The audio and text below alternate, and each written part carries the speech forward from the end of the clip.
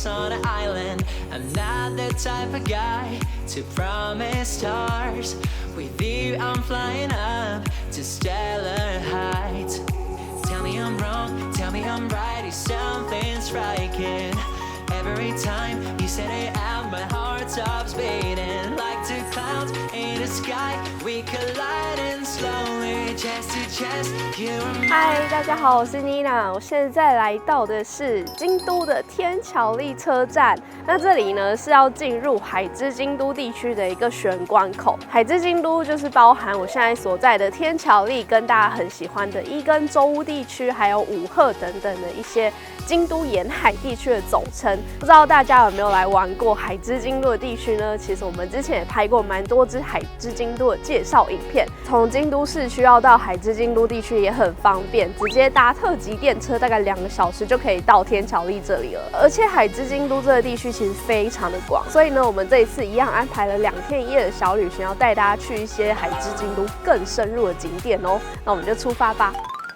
喜欢日本旅游、爱吃日本美食、想看观光列车与四季美景，快订阅我们！记得开小铃铛，接收所有通知，才不会错过新影片。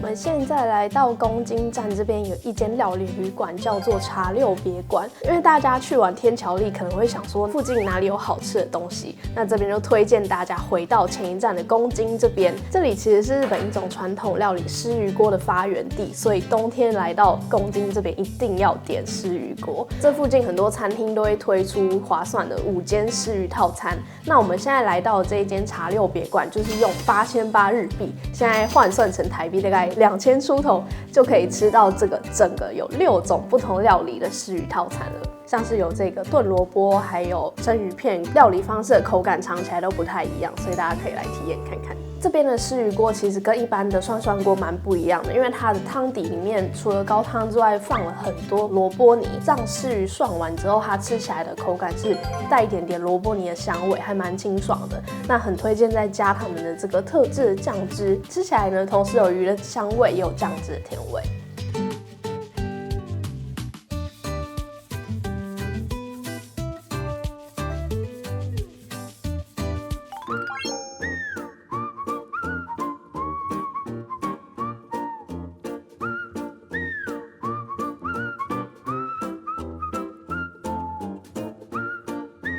我们刚才发现一个有趣的景点，就是在丹后铁道的大江站这边呢，有一个鬼瓦公园。其实是因为我们现在在的这个地区呢，据说是日本以前鬼都会住在这一个区域，所以呢，像是《鬼灭之刃》里面的酒吞童子，据说以前也是住在这一个区域。这个鬼瓦公园呢，聚集了日本各地72个不同的鬼瓦职人，他们做的鬼瓦都展示在这边。那这个鬼瓦是以前装饰在日本屋檐上，用来趋吉避邪的装饰物。那这个区域的沿途都可以看到很多的鬼的雕像，有像是我背后这一种比较写实版的，路上还有很多 Q 版。大家也可以搭计程车，大概10分钟就可以到另外一个叫做鬼的交流博物馆的地方。那边呢也有一些跟鬼相关的雕塑，大家可以去看看。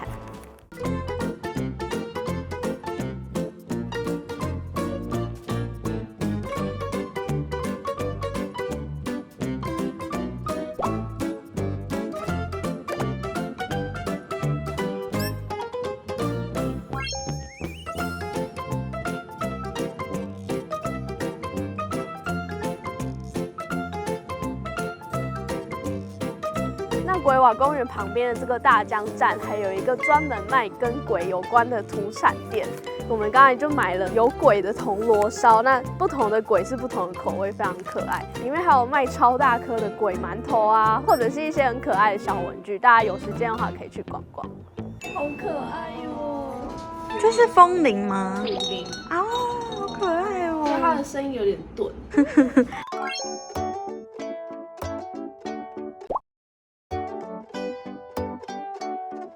今今天晚上我们来到福芝山一间古民家灵屋住宿。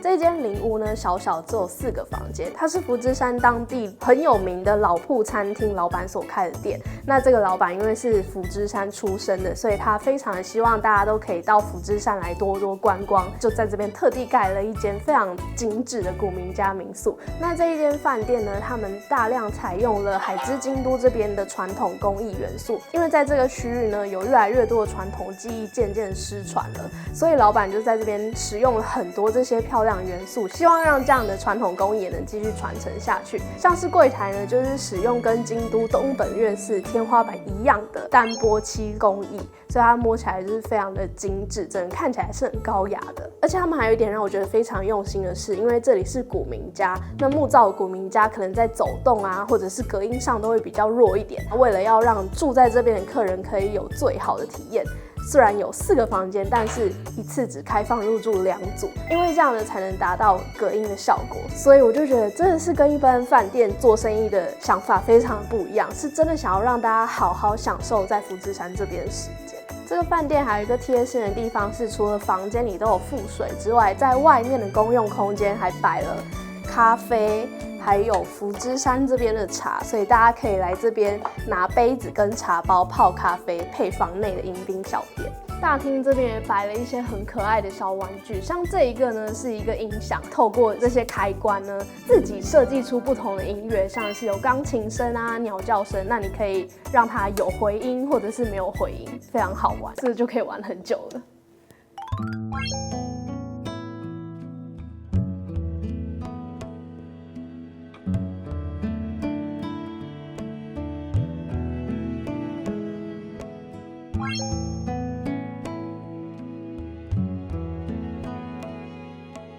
灵屋这一栋建筑物其实是从大正时期保留下来的建筑物，所以在这一间房间就可以看到上面的梁柱都有保存下来，所以这些梁柱已经有超过100年的历史了。那这一间房间的另外一个特色呢，就是它是靠街道的房间，所以在早上啊，把这个纸门拉开来，你就可以透过格子窗看到外面的很有朝气的街景。那现在来带大家看一下我们今天晚上要住的房间。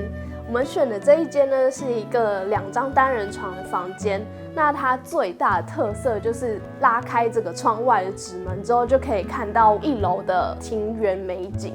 那这一间灵屋跟其他古民家最大不一样的地方，就是他们的小细节真的都非常重视。像是我背后这个金箔画的装饰品啊，大家知道它其实是从屏风做成的吗？它是将屏风下面彩绘很漂亮的地方剪下来，然后包装成现在这个样子，所以这个每一个看起来都各自像一幅画一样，非常的精致，但它其实是非常有历史的。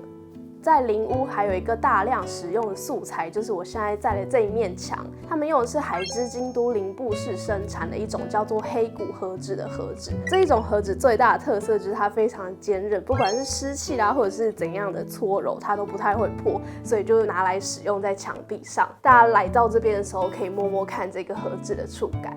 他们的衣橱门啊，也是使用一种叫做 Tango Chiliman 的特殊的布料。开关的时候，你就可以看到它这个微微的凸起，那个花纹会变动。他们的衣架整个感觉是非常的厚实，因为这些衣架都是使用原木一根一根手工削制出来的，连衣架都非常的讲究哎。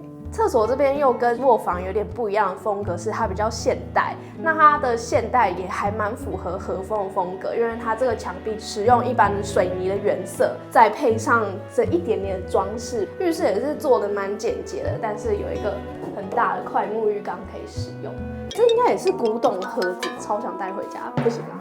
里面用的牙刷我也要特别跟大家介绍，它这一个叫做 Misoka 品牌呢，是之前日本在大地震的时候，他们生产出一种不用牙膏也可以使用的牙刷。那在这边也是为了环保，就是使用这一种牙刷。饭店的主人也是希望大家使用完可以把它带回家继续利用。我觉得这个概念真的超棒的。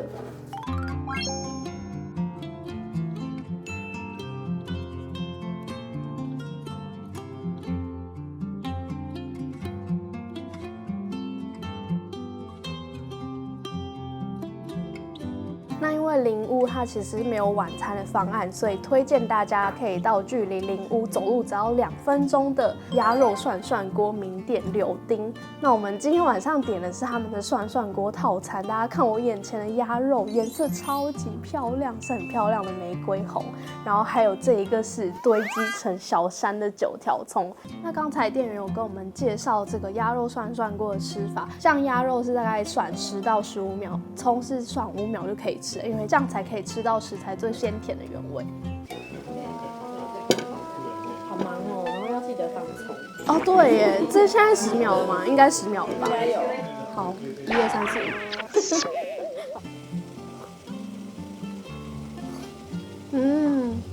它的鸭肉我觉得已经有带一点点鲜香了，然后再配上葱的话，会让它吃起来整个更清爽。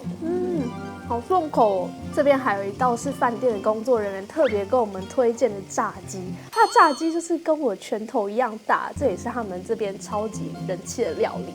那如果你觉得这个炸鸡太大的话，还可以请店员帮你切一半，很有台湾的感觉。大鸡排。对。它的炸皮啊，一口咬下去非常酥脆，那也可以吃到里面的肉汁。那我觉得比较特别的是它的炸粉应该是有加一点生姜，所以吃起来蛮清爽的，感觉不太会腻口。大家一定要趁热把它吃掉，超爽。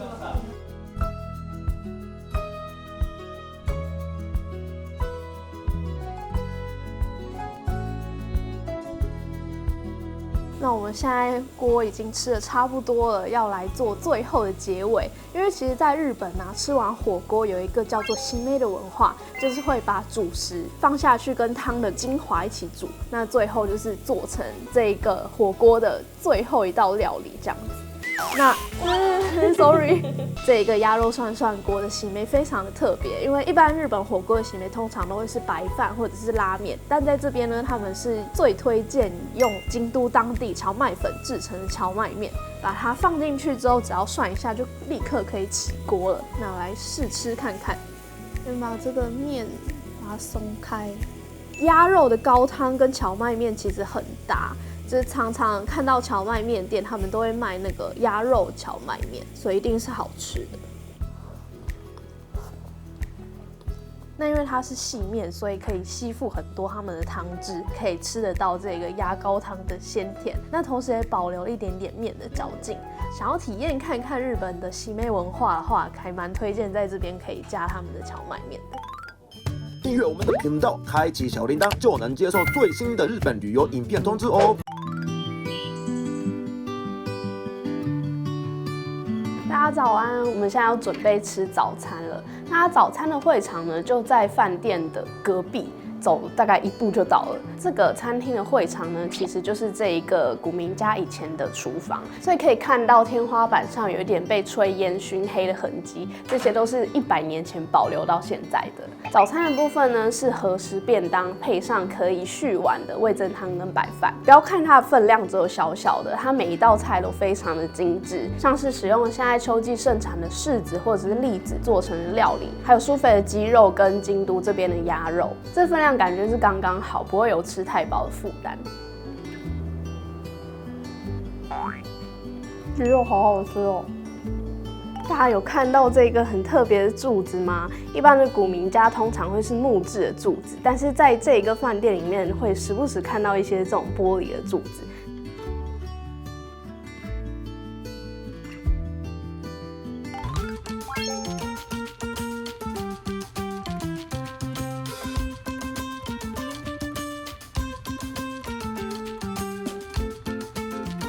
我们现在来到3之丸咖啡，大家有看到我背后的福知山城吗？这里最大的特色就是距离福知山城很近，大概只要徒步3分钟就会到了。这个3之丸咖啡呢，它也是一个有很多京都观光资讯的地方。那这边可以买到很多京都当地的甜点，像我们就点了2种不同的栗子蛋糕，超大颗的栗子，好香哦！我刚刚本来以为它栗子跟塔吃起来都会是比较松脆，很容易一吃就整个崩开那种，但是它不会，它非常的湿润绵密，所以吃得到浓浓的栗子香，觉得这个还蛮好吃的。那现在再来试吃另外一种是由栗子跟红酒做成的蛋糕，哇，这个一入口，红酒香气就很浓烈，但是不会让人觉得太呛鼻的那一种，而且你嚼到后面会有一种红酒的香气跑出来。这款的口味比较大人一点。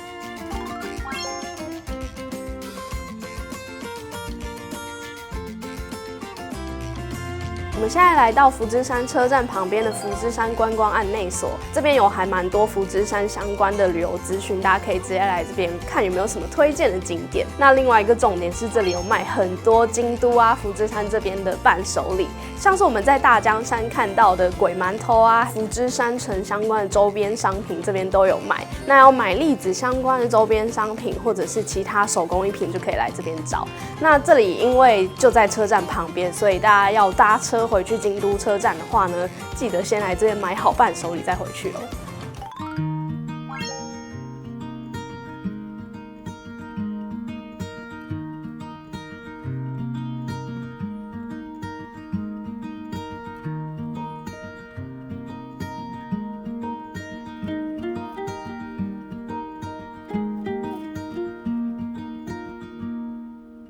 接下来要跟大家介绍一个红叶秘境景点，就是我现在在的这个长安寺，它是福芝山这边很有名的红叶景点。它的地形还蛮特别的，是从最下面经过庭园，慢慢爬上来到本堂这边。每到红叶季节的时候，这边沿路都可以看到很多种不同颜色的红叶，那甚至还有一棵超过600年的银杏树，再配上它这边设计的很美丽、很有禅意的庭园，很适合在这边慢慢散步。而且这里人很少，这里比起京都其他更知名的红叶景点还没有被那么多人知道，所以来这边呢，一定可以好好享受这个很清幽的红叶美景。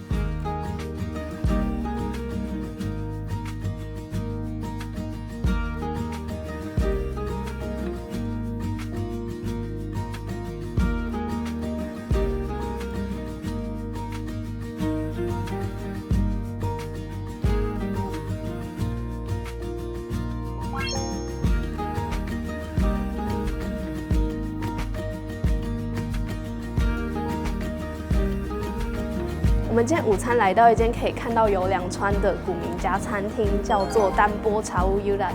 这一间餐厅呢，其实是已经创业超过100年的老店。这边的料理呢，是以和食跟炭烧为主，所以呢，我们点了他们最经典料理。像现在我眼前的就是他们第1名的竹笼套餐，那里面有很多种，像是天妇罗啊、生鱼片、茶碗蒸，可以一次吃到很多种不同的和食。那如果你想要吃炭烤料理的话呢，这边也有几种炭烤和牛的套餐，像是沙朗啊，或者是牛舌部位可以选择。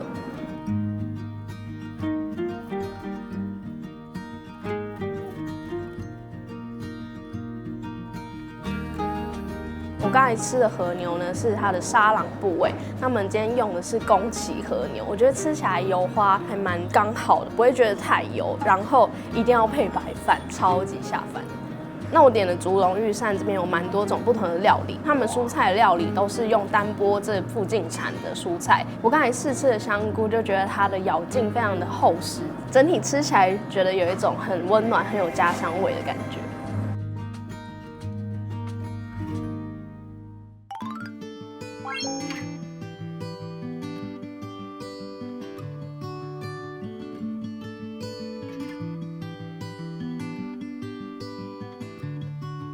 我们现在来到林部市这边一个很有名的赏枫景点，就是我背后的大本本部。这里其实我们去年也有来拍过，那今年一样又在枫叶的季节来到这边。那这边的交通位置其实很方便，从林部车站大概走5分钟就可以到了。大本本部也离我们刚才吃午餐的丹波茶屋很近，那建议大家可以像我们一样，在刚才丹波茶屋吃完午餐之后，散步过来看枫叶哦。这边红叶的看点就是它有一个非常大的庭园，在这个庭园你可以看到水池倒映着红叶的美景。那我觉得另外一个看点是它有一个蛮漂亮的青苔的庭园，在那边还有一个很可爱的茅草屋。大家来大本本部看枫叶的时候，也不要错过这一个可爱的小角落。